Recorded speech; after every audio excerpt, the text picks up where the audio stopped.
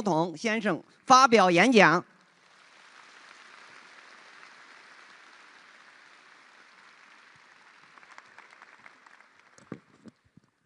Merci beaucoup pour vos mots, Monsieur le Président. Mesdames, Messieurs les ministres, Messieurs les ambassadeurs, Mesdames, Messieurs, chers étudiants, chers professeurs, très heureux d'avoir la chance d'être là et veuillez excuser l'absence de cravate. J'étais comme ça avec votre Président il y a quelques instants et donc c'est dans la continuité de ce moment amical que je me trouve devant vous. Alors, je crois que l'objectif est surtout qu'on ait un échange, mais je voulais vous dire quelques mots de ce pourquoi nous sommes dans votre pays, ce pourquoi, avant de quitter la Chine, je tenais à avoir cet échange avec les étudiantes et les étudiants que vous êtes. Il y a beaucoup de choses dans le monde tel qu'il est aujourd'hui en train de se dessiner qui pourraient éloigner la Chine et la France. Il y a d'ailleurs beaucoup de récits qui aujourd'hui se jouent qui voudraient éloigner ce que les uns appellent l'Occident et le reste du monde, un Sud global et des pays du Nord, etc. Je ne crois pas du tout, pour ma part, à cette vision. Je crois que votre président n'y croit pas non plus. Et je pense que précisément dans le moment que nous vivons, la Chine et la France ont beaucoup à se dire, à apprendre l'une de l'autre et à faire ensemble. Pourquoi ? Parce que nous vivons sans doute un moment, et c'est vos générations qui vont l'affronter, d'extrême complexité et de transformation comme on en a peu vécu. D'abord, on a des déstabilisations géopolitiques et un niveau de tension très fort. Vous le voyez, et vous entendez parler sans doute chaque jour de la guerre lancée par la Russie en Ukraine, qui touche directement l'Europe. On voit les tensions dans la région, qui sont aussi fortes. On voit la rivalité qui existe entre les États-Unis et la Chine, qui va quand même structurer beaucoup de choses. Et tout ça pourrait, en quelque sorte, séparer les continents. À côté de ça, on a une transformation numérique, technologique, avec l'intelligence artificielle et tout ce qui s'ensuit, qui est unique, peut-être qu'on y reviendra à travers vos questions, et qui est une transformation de absolument toutes nos économies, mais aussi de notre manière d'être au monde, de penser le monde. Et elle est structurée, elle aussi, par une très grande rivalité géopolitique. Parce que ceux qui prendront l'ascendant sur cette révolution technologique dessineront beaucoup du monde de demain. On a ensuite une crise climatique qui est déjà là, on en voit les conséquences, mais qu'on parle de biodiversité ou de climat, on a une transition très profonde de nos usages, de nos vies, de nos paysages qui est à l'œuvre. Et puis on a une transition démographique qui touche d'ailleurs nos deux pays. C'est pour ça que ceux qui opposent le Sud au Nord se trompent souvent, parce que la Chine, comme l'Europe, a devant elle une transition démographique qui est une des grandes révolutions qu'on aura à voir. Pour régler tous ces sujets, on a besoin de coopération, on a besoin de se comprendre, de se connaître, de penser, de réfléchir ensemble pour apporter des solutions qui seront les plus concrètes. Or, on est à un moment de fracture inédit. Et donc, alors même que pour faire la paix, pour bâtir la prospérité de demain, pour essayer de gagner les révolutions technologiques, climatiques, démographiques que j'évoquais, il faudrait plus de coopération, on est à un moment de rupture un peu de notre ordre international. Et le monde qu'on avait construit après la Deuxième Guerre mondiale, qui reposait sur ce qu'on appelle le multilatéralisme et donc de la coopération entre les puissances, il est en train de se fissurer, de se fracturer, pour ne pas dire qu'il est déjà en train de se refragmenter. C'est ça ce qui est à l'œuvre. Et ce que certains veulent installer à travers leur discours. Et c'est de passer au fond d'un monde multilatéral à un monde multipolaire, avec quelques puissances qui structurent le monde et des vassaux, si je puis dire, mais qui ne travaillent plus ensemble. Et je pense que ça, c'est une erreur fondamentale. Et donc, ce que nous portons, c'est de croire dans un multilatéralisme efficace. Et je crois que c'est ce que la Chine porte aussi, et c'est l'intérêt de la Chine et de la France de défendre ce multilatéralisme efficace pour relever les défis contemporains. Parce que tout ce qui nous séparera nous rendra beaucoup moins efficaces et ne nous permettra pas de régler ce que je suis en train de dire. C'est pourquoi la Chine et la France ensemble croient très profondément dans la manière de redonner à ce multilatéralisme beaucoup plus de force. On en a parlé à l'instant même avec le président Xi Jinping. Essayer justement de redonner à cet ordre international un peu de sérénité, de stabilité, en le refaisant fonctionner. Il se trouve qu'on a une chose en commun entre la Chine et la France, nous sommes membres permanents du Conseil de sécurité des Nations Unies. Ça veut dire que nous sommes des puissances militaires dotées de l'arme nucléaire, des puissances diplomatiques qui avons un rôle un peu particulier. On est toujours autour de la table pour faire fonctionner cette organisation inédite qu'on a créée après la Deuxième Guerre mondiale, et on a un pouvoir de veto. Ce à quoi nous croyons et ce que nous voulons faire, c'est de remettre ces 5 membres permanents autour de la table pour essayer ensemble de traiter des quelques grands sujets. La paix, et donc de traiter des grands conflits en cours, les transformations, et en particulier l'intelligence artificielle. Nous, on croit que le bon cadre pour avoir la conversation internationale, pour que ça fonctionne, que ça ne se fragmente pas, ce sont les Nations Unies et les grandes questions climatiques et de biodiversité. Et d'ailleurs, ces dernières années, quand on a travaillé ensemble, Chine et Europe, on a fait avancer cet agenda. Il y a presque 10 ans, jour pour jour, s'il y a eu un accord à Paris sur le climat, c'est parce que la Chine, les États-Unis, l'Europe se sont mis d'accord et ont fait fonctionner un cadre onusien. S'il y a à peine 2 ans, on a réussi, après des décennies d'attente, à trouver un cadre international pour réguler la haute mer et protéger nos océans, c'est parce qu'en particulier, la Chine et la France ont décidé de travailler ensemble. Et on a fait avancer les Nations Unies. Et donc, rendre plus forte le cadre des Nations Unies, le droit international, réussir à travailler ensemble pour remettre tout le monde autour de la table, c'est, je crois, la vocation, la tradition diplomatique, la vocation et l'ambition de la Chine et de la France aujourd'hui. Et c'est très important pour les étudiants que vous êtes, si je puis me permettre de vous interpeller cet après-midi, ne cédez pas aux sirènes de la division. Il y a beaucoup de gens qui vont vous expliquer que l'Europe est vieille, que l'Europe ou que les pays les plus riches, ceux qu'on trouve au G7, sont arrogants, déjà riches, qu'il y a un Nord qui méprise un Sud global. Tout ça sont des récits, des inventions. On a fait progresser toute notre planète, de la Chine à la France, à chaque fois qu'on a su coopérer dans le respect réciproque, dans la considération. Moi, je ne crois pas à toutes ces théories. Nous partageons la même planète quand on parle de climat. On partage le même monde quand on parle de conflit. Et donc, c'est notre capacité, au-delà des frontières, des zones géographiques, à concevoir avec respect, esprit de responsabilité, le même agenda pour la paix, la prospérité et le climat qui nous permet d'avancer. Ça, c'est la première chose dont on est sûr. La deuxième, c'est qu'il nous faut repenser, ouvrir une voie de rééquilibrage économique. On pourra y revenir si vous avez des questions, ce n'est pas le cœur de notre débat aujourd'hui. Mais en vrai, on voit bien qu'il y a des déséquilibres qui sont en train de se jouer aujourd'hui. Beaucoup accusent la Chine toute seule, c'est faux. Mais si je devais résumer un peu l'état de la planète, on a des pays en voie de développement plutôt au sud qui sont en situation très difficile aujourd'hui, qui subissent les tensions géopolitiques, les déséquilibres. On a des États-Unis d'Amérique qui ont des déficits jumeaux, c'est-à-dire budgétaires et de commerce extérieur, qui à la fois les rendent dépendants du reste du monde, mais aussi rendent une partie du reste du monde dépendant du dollar, qui est l'élément de rééquilibrage de ces déficits. On a une Europe qui n'investit pas assez et qui elle-même manque de compétitivité.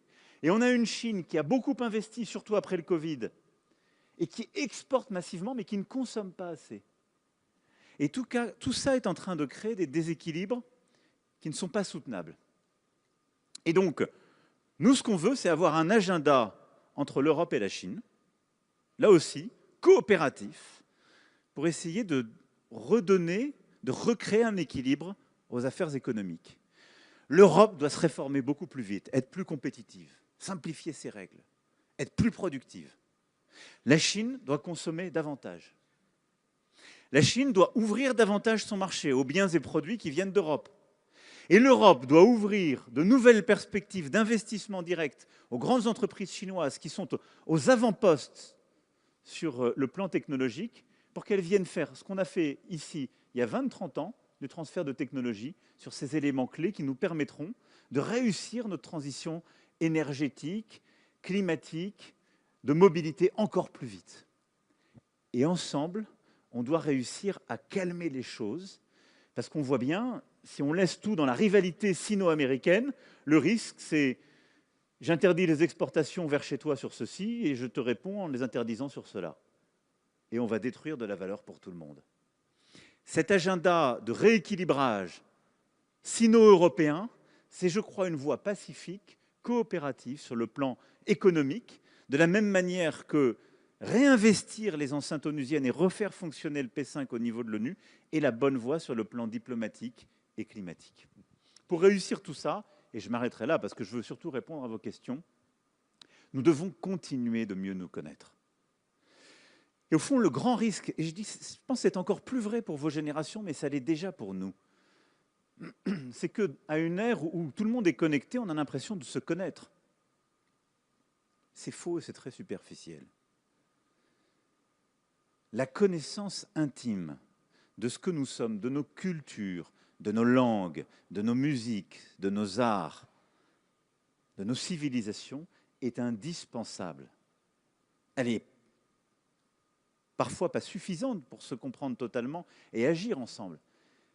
Mais elle est nécessaire si on veut éviter, au fond, de s'ignorer progressivement, de ne pas se comprendre, de laisser les malentendus s'installer. Et je crois que très profondément, la Chine comme la France sont des très grandes civilisations qui se sont construites sur cette estime mutuelle, cette compréhension, oserais-je dire, cette amitié, voire cet amour. Et c'est pour ça qu'en étant là devant vous aujourd'hui, je voulais vous dire d'abord la très grande estime que nous avons pour votre université, Monsieur le Président. Il y a ici, dans la délégation qui m'accompagne, non seulement plusieurs ministres, mais également une trentaine d'établissements supérieurs d'enseignement en France, de recherche. Certains, vous les avez cités, ont des partenariats avec le vôtre. Nous avons aujourd'hui environ 30 000 étudiants chinois en France. Nous en voulons encore davantage. Venez en France étudier, apprendre la langue française, mais étudier l'intelligence artificielle, étudier les mathématiques, la physique, le quantique, étudier les beaux-arts, etc., etc. Et nous souhaitons avoir encore plus d'étudiants français en Chine. Et nous nous sommes donné avec le président Xi Jinping un objectif à 10 000 d'ici 3 ans, mais on veut encore aller plus loin. Parce que là aussi, c'est essentiel pour nous, pour mieux nous connaître et progresser. Et nous souhaitons continuer aussi les partenariats. On en a déjà beaucoup, ils sont importants, ils sont structurants. Mais toutes ces dernières années, on a intensifié la relation culturelle. De la cité interdite avec Versailles, entre nos musées. Là, nous allons, par exemple, pour le Sichuan, nous venons de signer un accord très, très important qui va permettre pour la première fois d'avoir les trésors du San-Xingdui au musée Guimet, avant le classement UNESCO, au moment du classement UNESCO, ce qui permettra d'avoir les trésors archéologiques du Sichuan qui seront exposés en France. Et on veut continuer d'avoir cette intimité. Parce que c'est par cette connaissance réciproque qu'on pourra continuer, au fond, de coopérer, d'agir ensemble, d'être ensemble au monde. Parce qu'aussi grande soit la Chine, je ne pense pas qu'elle réussira au XXIe siècle en étant autarcique, isolée, seule. Et aussi belle soit l'Europe, je ne pense pas qu'elle puisse réussir au XXIe siècle sans coopérer, comprendre d'autres civilisations et avancer avec elles. Et je crois très sincèrement que la Chine et la France ont cette responsabilité par les échanges humains, les échanges universitaires, culturels, et par cette ambition commune sur le plan économique et diplomatique que je viens à grands traits de brosser, eh bien, de faire coopérer les femmes et les hommes pour pouvoir bâtir un XXIe siècle qui nous permette de relever ces défis. Ce siècle, c'est le vôtre. Vous êtes des générations qui allez le bâtir, y vivre, l'habiter. Et ce siècle ne sera vivable que si nous savons, à l'échelle de la planète, nous connaître, avoir cette patience et bâtir ensemble les solutions d'avenir. Je ne serai pas plus long, je vais maintenant répondre à vos questions. 感谢总统先生的精彩演讲。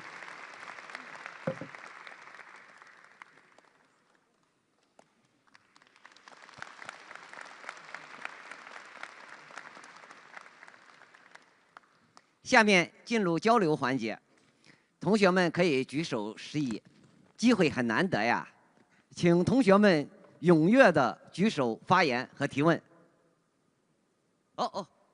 这边这位女同学。 Bonjour, Monsieur le Président. Bienvenue à l'Université du Sichuan. Depuis que j'apprends le français, mes amis me demandent souvent de leur recommander un roman ou un auteur français. Il est difficile à choisir parce qu'il y a tant de chefs-d'œuvre remarquables. Monsieur le Président, si vous deviez conseiller aux étudiants chinois une œuvre qui peut permettre de mieux découvrir la culture et l'esprit de la nation française, laquelle choisiriez-vous et pour quelles raisons? Merci beaucoup. Merci. D'abord, merci pour votre français. Merci d'apprendre le français et d'être l'incarnation vivante de ce que j'évoquais un instant. Écoutez, si je choisissais un poète, même s'il est poète, romancier, dramaturge, je vous dirais sans doute Victor Hugo et je vous conseillerais de lire La Légende des siècles. Parce que vous avez à la fois, je dirais, le grand récit de la France et même au-delà de notre imaginaire. Et puis si je vous conseillais un roman, je vous inviterais sans doute à lire Les Trois Mousquetaires. Parce que vous avez là une partie de l'histoire de France, mais vous avez surtout l'esprit chevaleresque qui va avec la France. Et puis, s'il fallait une pièce de théâtre, je vous dirais de lire Molière, à coup sûr, et la Comédie Française d'ailleurs, qui en est héritière, est avec nous dans cette délégation. Et de Molière, c'est très difficile de vous en conseiller une, mais je vous conseillerais peut-être Le Misanthrope. Parce qu'elle est à la fois une belle description de ce qu'a été, de ce qu'est le système de pouvoir dans la France, et nous avons parfois des similitudes, mais de ce qu'est l'importance de l'âme humaine, de sa singularité, et du refus de céder parfois aux lois du collectif. Voilà les trois auteurs et les trois œuvres. J'ai un peu triché, mais j'ai pris un poète, un romancier et un dramaturge. 好，感谢总统的分享，也感谢这位同学的提问。接下来，同学们，请举手。好，那边那位男同学，帅哥。尊敬的马克龙总统，我是来自四川大学生命科学学院的戴经统，非常荣幸能听了您的演讲。我们四川大学与巴黎政治学院、法国国立东方语言文化学院、巴黎南泰尔大学等法国高校都建立了合作项目。您认为未来中法高校是否会推出更多的交流项目、联合培养和实习计划，以促进国际化的青年人才培养？另外，您认为中法高校可以在哪些领域深入合作，共同推动国际化的青年人才培养呢？谢谢。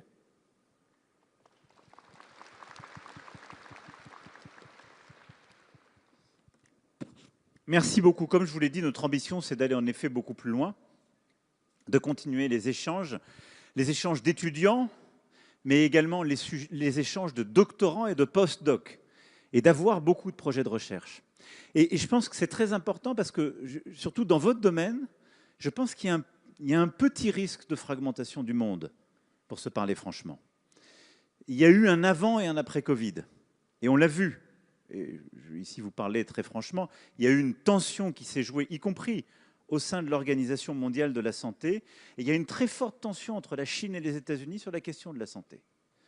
Or, nos instances onusiennes, elles appartiennent à tout le monde. Et il faut qu'il y ait les Européens, évidemment tous les continents, les Chinois et les Américains qui y soient présents.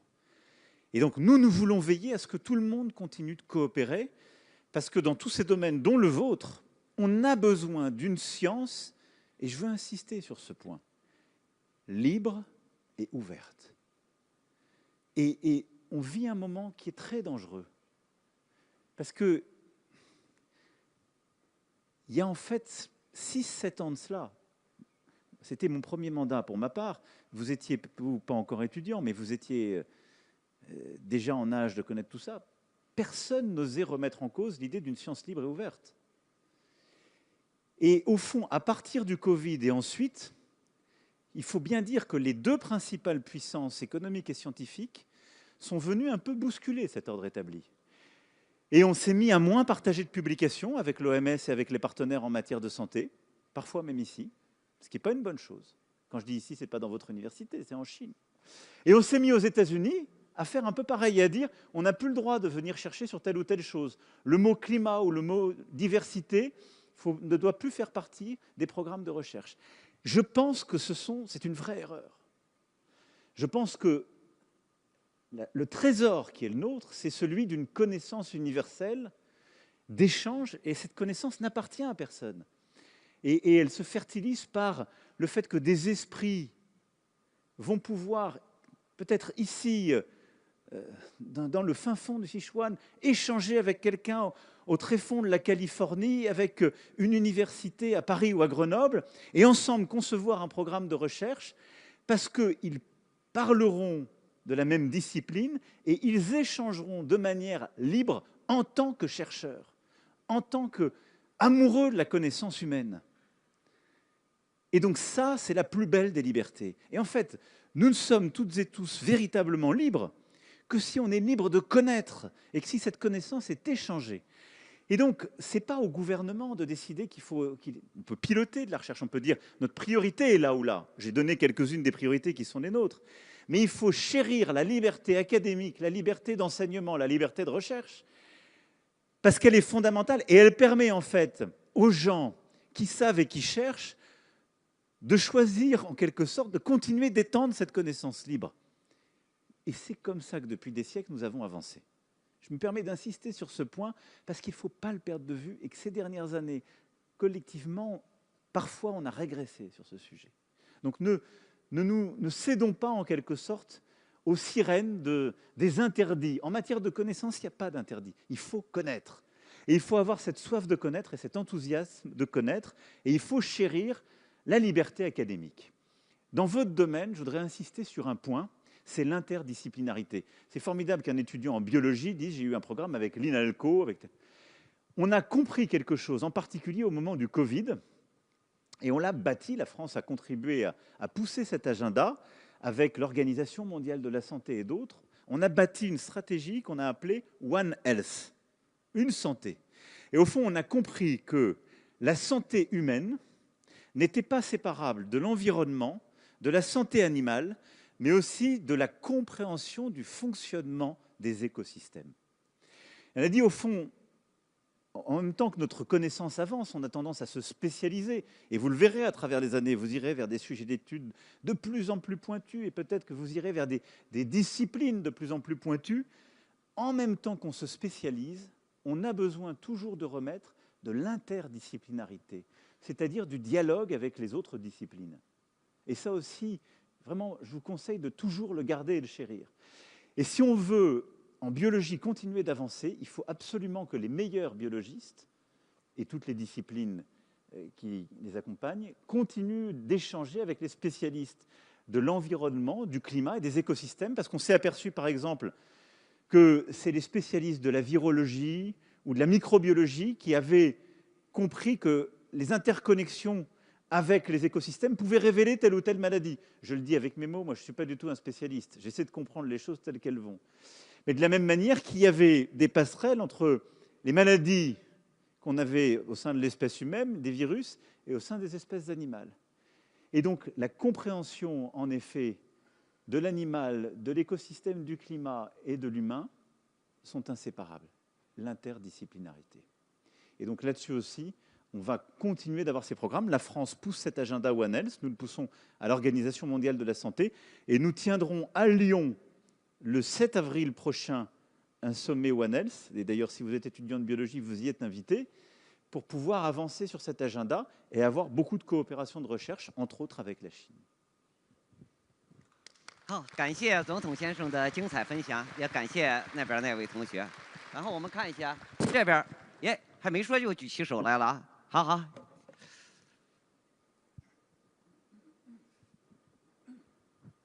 尊敬的总统先生，您好，我是四川大学华西口腔医学院的施玉。四川大学的校训是“海纳百川，有容乃大”，体现了一种开放包容的精神。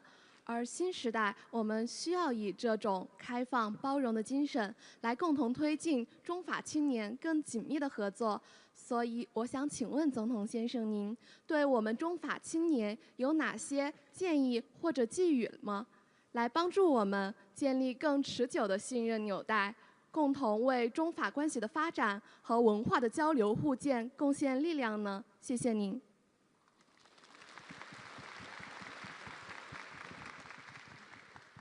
Merci beaucoup. Écoutez, je ne vais pas redire ce que j'ai déjà dit, mais d'abord, de nous connaître et d'apprendre nos langues, au maximum nos cultures, nos civilisations, mais nous connaître.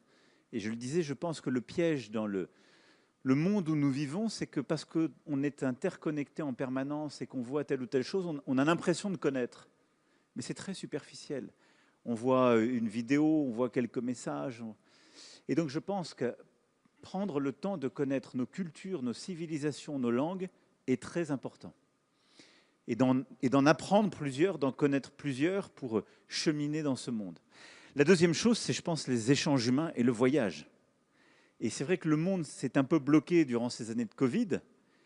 Et je pense que ce n'est pas parce qu'il y a des moyens aujourd'hui virtuels d'échanger qu'elle dispense de voyager, d'aller connaître, de passer du temps, d'aller étudier, d'aller travailler dans nos pays. Et en vérité, si je pouvais, au-delà de ce que j'ai déjà dit depuis tout à l'heure sur l'esprit de coopération, les initiatives communes, je suis frappé, moi, c'est sans doute vrai déjà pour la génération à laquelle j'appartenais, mais je suis très vieux pour vous. Mais pour vos générations, mon conseil, ce serait ennuyez-vous et acceptez de vous perdre. Parce que vous êtes quand même dans un monde et à un moment où il y a une telle tyrannie de l'efficacité, du résultat, de la rapidité, qu'au fond, plus rien ne fixe, plus rien n'imprime. Moi, j'ai appris les mots qui m'ont le plus marqué en me perdant dans un dictionnaire. Je pense que vous n'ouvrez plus un dictionnaire, vous allez chercher des mots sur les réseaux sociaux. Parce que dans un dictionnaire, on se perd entre les pages. C'est pareil quand on visite un autre pays, on se perd dans les rues. Et on se livre au hasard. Et c'est une chance.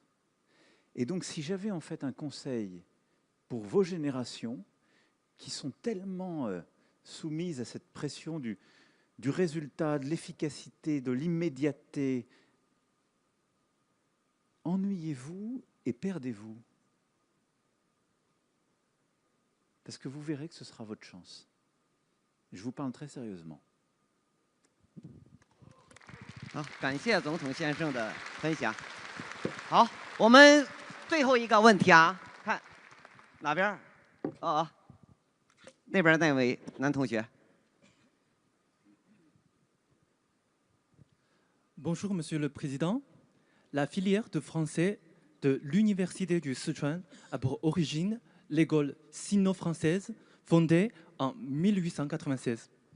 Depuis plus d'un siècle, elle a formé de nombreux professionnels polyvalents maîtrisant à la fois les langues et la culture chinoise et française.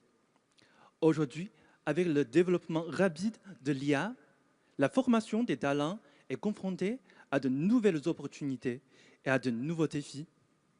À votre avis, donc, comment la formation actuelle des talents devrait-elle répondre aux défis engendrés par les mutations technologiques? Merci.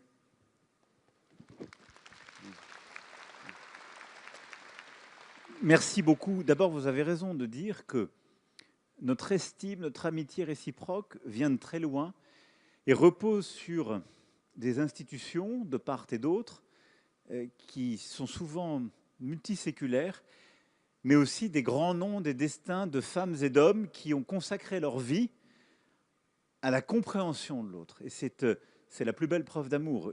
Ici, dans la délégation qui m'accompagne, vous avez plusieurs très grands esprits, grands scientifiques, grands talents, femmes et hommes de lettres, de culture, qui ont passé et passent leur vie à comprendre la langue, la civilisation chinoise, avec beaucoup d'humilité, et c'est vrai aussi de votre côté. Ça restera, et c'est une chance inouïe. C'est-à-dire le don de soi, la générosité, l'amour de la matière, de cette connaissance que j'évoquais tout à l'heure, la machine ne peut pas le remplacer. Alors l'intelligence artificielle qui émerge, qui est là avec nous, qu'est-ce que c'est? Parce qu'elle nourrit beaucoup de fantasmes. C'est une machine apprenante. C'est ça l'intelligence artificielle. C'est-à-dire c'est une machine apprenante à laquelle on donne des capacités de calcul croissantes et qui donc fait des choses extraordinaires qui sont en train de dépasser l'esprit humain. Alors il y en a certaines, elles nous impressionnent beaucoup parce qu'elles sont un peu anthropomorphiques, c'est-à-dire elles nous ressemblent. C'est les fameux modèles de langage qu'on connaît tous. DeepSeek ici, le chat c'est nous, je fais de la pub. Nous, on a aussi un grand champion des LLM qui est Mistral AI en France, qui a le chat. Et donc pour tous ceux qui apprennent le français, et même ceux qui ne l'apprennent pas, téléchargez le chat. C'est super. C'est un très bon modèle de LLM. Je fais de la publicité pour français, mais c'est un grand champion français européen. Mais qu'est-ce que c'est au fond? C'est un super calculateur qui a lu plein de livres. C'est exactement ça, ces modèles-là. Et on a l'impression qu'il nous parle, mais il ne maîtrise pas une langue. Il maîtrise des équations, une capacité à émettre du langage, comme des signes, en répliquant des choses qu'il a absorbées et des centaines de millions, même plus, de livres qu'il a lus. C'est ça. Et donc d'abord, je dis toujours, ces modèles larges de langage, c'est une ode à la lecture. C'est juste quelqu'un qui a beaucoup de capacités de calcul, qui s'est enfermé pendant des jours et des nuits pour absorber le maximum de livres de la civilisation. Donc vous voyez que ça sert à quelque chose. L'intelligence artificielle, on doit l'utiliser pour la pédagogie contemporaine. Et je pense, je livre là juste quelques débuts de conviction, il faut l'utiliser de deux manières. La première, elle ne se substitue pas à l'apprentissage. Et c'est le grand risque, c'est de se dire, on a sous la main des choses qui savent pour moi, et donc je n'ai plus qu'à savoir utiliser ces outils, j'ai plus besoin d'apprendre. C'est faux. Le cerveau, c'est un muscle. C'est un muscle. Et donc, on a besoin, pour pouvoir évoluer, juger, et même pour avoir de l'esprit critique, comprendre le monde, le mettre en doute, on a besoin d'acquérir des connaissances, et un maximum de connaissances, et en même temps d'esprit critique. Et donc, je pense que la formation classique qui existe et qui est très forte dans nos deux pays, celle qui consiste à avoir un socle de connaissances extrêmement large, enraciné, et en même temps celle qui repose aussi sur la capacité à avoir un esprit critique, et donc remettre en cause ces connaissances et acquérir une discipline, une méthode de doute, de capacité à les interroger, à interroger nos connaissances, pour acquérir d'autres connaissances et avoir une discipline, en quelque sorte, de la construction scientifique, il faut absolument continuer de les inculquer, de les transmettre. On en a besoin. Et l'intelligence artificielle n'y change rien. Par contre, l'intelligence artificielle peut permettre d'accélérer et d'améliorer ces transmissions, en particulier parce qu'on voit bien que pour mieux former, parfois il faut accompagner de manière plus individuelle. Et il peut y avoir au fond une forme de tuteur, de mentor individuel avec l'IA qui accompagne l'enfant, l'adolescent, puis l'étudiant dans son apprentissage. Et donc je crois qu'on a toujours besoin de transmettre des connaissances, on a toujours besoin d'acquérir de l'esprit critique, on aura toujours besoin des maîtres. Simplement, ils vont pouvoir maintenant s'accompagner de soutien, en quelque sorte, de tuteur avec l'intelligence artificielle qui permettra à chacun de continuer le cours, de continuer l'apprentissage avec un partenaire d'apprentissage plus adapté, plus personnalisé. C'est d'ailleurs quelque chose qu'on travaille, et je sais que vous le travaillez aussi. En France, avec le Collège de France, on a des programmes sur l'apprentissage des mathématiques, par exemple, ou d'autres disciplines. Et il y a plusieurs autres laboratoires de recherche et universités qui sont embarqués dans cette méthode pédagogique nouvelle qui, au fond, vient la compléter. Voilà, je parle là sous le contrôle des ministres et des sachants, parce qu'il y a beaucoup de présidentes et présidents d'institutions. Mais voilà un peu comment je vois les choses avec l'IA. Donc c'est une formidable révolution. Et au fond, l'intelligence artificielle, ça nous renvoie à un humanisme de la Renaissance et chez nous, les préceptes qui prévalaient. C'est une révolution scientifique, mais science sans conscience n'est que ruine de l'homme. Et donc on a toujours besoin d'avoir cette conscience et de mettre cette science au service d'une certaine idée de l'humanité, la nôtre. 好，感谢总统先生的分享，也感谢那位同学，那位同学的法语挺好。由于时间关系，我们的交流环节到此结束，请大家鼓掌，再次感谢马克龙总统的热情分享。好，请总统先生稍微留步。Je veux bien prendre une dernière question si vous voulez. Une dernière.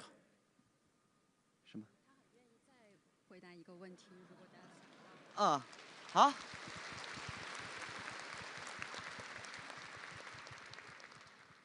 Parce qu'après, nous allons voir les équipes de ping-pong, je crois, avant de partir.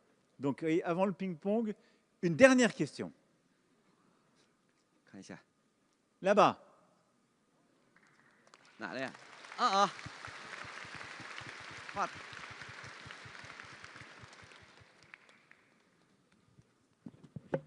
总统先生你好，非常荣幸能有机会获得这个宝贵的机会。然后呢，我也不问其他的，我只想问一下您在中国的这几天，在成都您去了哪些有趣的地方？有什么就是美好的回忆吗？然后也想请您向我们推荐一些法国好玩的地方，我们有机会过去旅游访问。谢谢。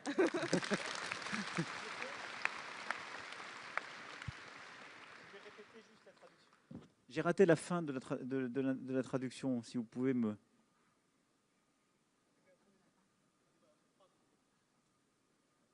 Est-ce que l'interprète peut me remettre... Ok, donc Sylvie de Tranlat vous pose si ça passe bien pour votre séjour en Chine ces jours-là. Et puis si vous avez quelques recommandations pour les lieux, quand un jour on va la possibilité d'aller en France pour faire la visite. Merci de votre recommandation.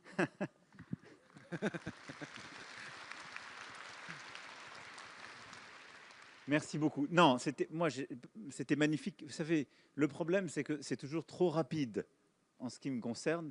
Donc, voilà, j'étais avec votre président tout à l'heure, à Zhongyan, et c'était absolument superbe de voir ce travail d'irrigation et ce magnifique barrage. Et je suis heureux, moi, d'être là avec vous. Et chaque fois que je suis venu en Chine, durant mes 4 visites d'État, j'ai essayé à chaque fois d'aller dans un lieu différent. Aujourd'hui, dans le Sichuan avec vous, je suis allé à Xi'an dans ma première visite. Et donc, j'essaie d'avoir voilà, une vision un peu plus riche de votre pays. Mais je le dis avec beaucoup de modestie, il faut toujours... Le bon voyage, c'est celui où on part avec le désir de revenir en se disant qu'on n'a rien vu. C'est exactement mon cas. Alors, pour ce qui est de vous, ce serait très difficile de vous recommander un seul lieu en France. Mais évidemment, Paris vous tend les bras et c'est une cité-monde dans laquelle vous pourrez vous perdre. J'ai emmené votre président dans un endroit qui m'est cher, ce sont les Hautes-Pyrénées. Et je crois qu'il a gardé un bon souvenir du col du Tourmalet en bas du pic du Midi. Comme ça, vous verrez un peu des montagnes françaises. Et ce sont des paysages qui vous sont familiers. Mais donc, je vous conseillerais d'aller à Paris, évidemment, de vous perdre dans les musées. Vous avez là plein des directrices et directeurs et présidentes et présidents de musées français les plus beaux. D'aller dans les Pyrénées qui me sont chères pour voir un peu de la montagne. Aller peut-être en Normandie, parce que vous verrez les paysages des impressionnistes et de nos peintres qui sont tellement aimés, une lumière unique. Et puis, perdez-vous après sur les rives de la Méditerranée. J'avais emmené le président Xi Jinping à Beaulieu-sur-Mer, à la Villa Kyrillos, en 2019. C'était magnifique. Et donc, aller sur ces rives de la Méditerranée aussi. Une fois que j'ai dit ça, le problème que vous m'avez posé, c'est que je ne me suis fait que des ennemis dans toutes les régions que je n'ai pas citées. Et vous voyez, on me reproche déjà de ne pas avoir parlé les uns de la magnifique région du Cognac, les autres de la magnifique... Et donc, nous sommes en fait terriblement chauvins. La plus belle région, c'est celle d'où nous venons. Pour ma part, je suis moitié Picard, moitié Pyrénéen. Donc je vous dirais, allez voir la cathédrale d'Amiens et le pic du Midi. Mais acceptez de perdre du temps en France, et comme je le disais à votre consoeur, de vous perdre, de perdre du temps, de vous abandonner au paysage et rester un peu. Restez un peu.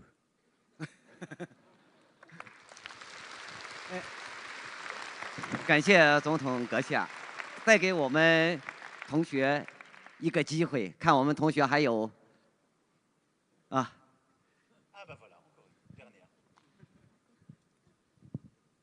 哎，话筒。尊敬的总统阁下，可以为我们全体川大学生在留言本上留一份言吗？这有个留言本，真的很激动。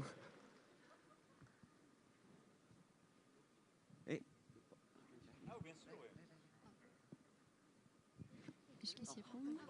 Oui, je vais pour le livre d'or.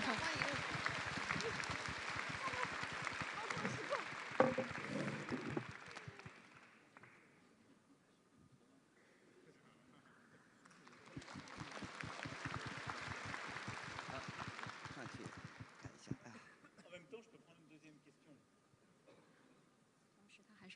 与此同时，总统先生愿意接受第二个问题。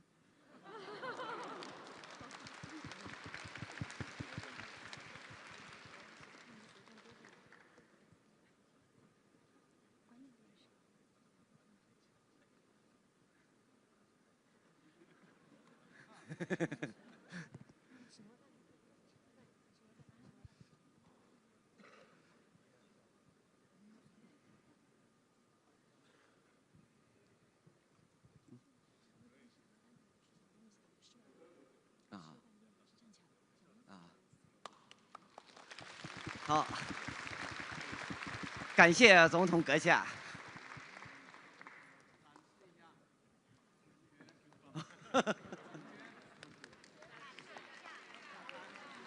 哎，给大家展示一下。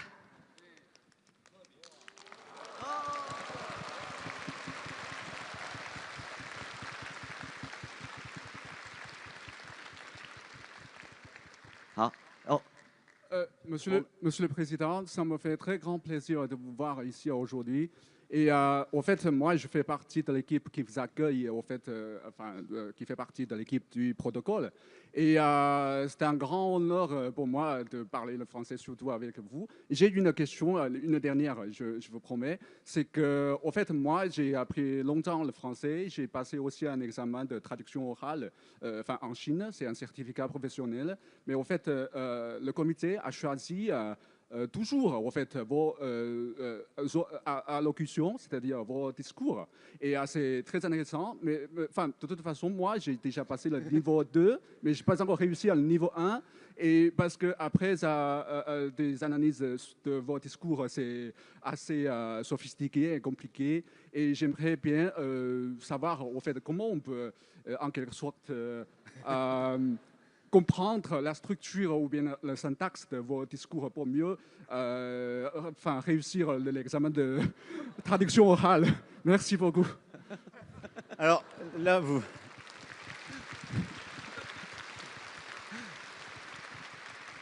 D'abord, merci beaucoup pour votre français et merci d'avoir, en ce qui me concerne, donc, ce double investissement de la compréhension, l'amour de notre langue, de notre civilisation, et en plus d'accepter de vous perdre dans mes propres discours.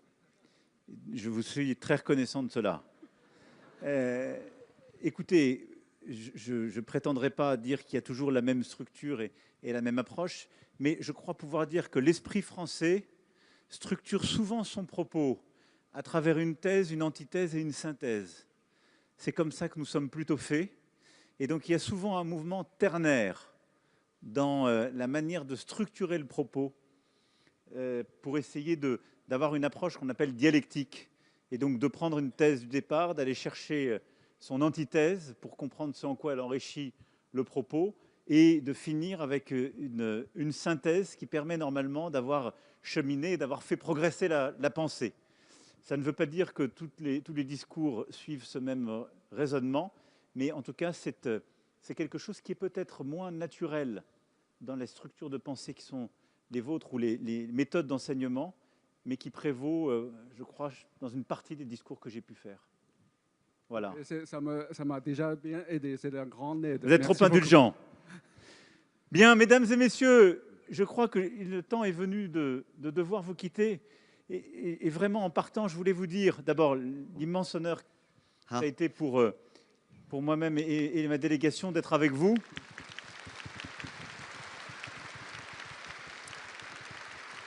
为了感谢马克龙总统今天访问四川大学，下面有请四川大学党委书记甘霖教授赠送纪念品并合影留念。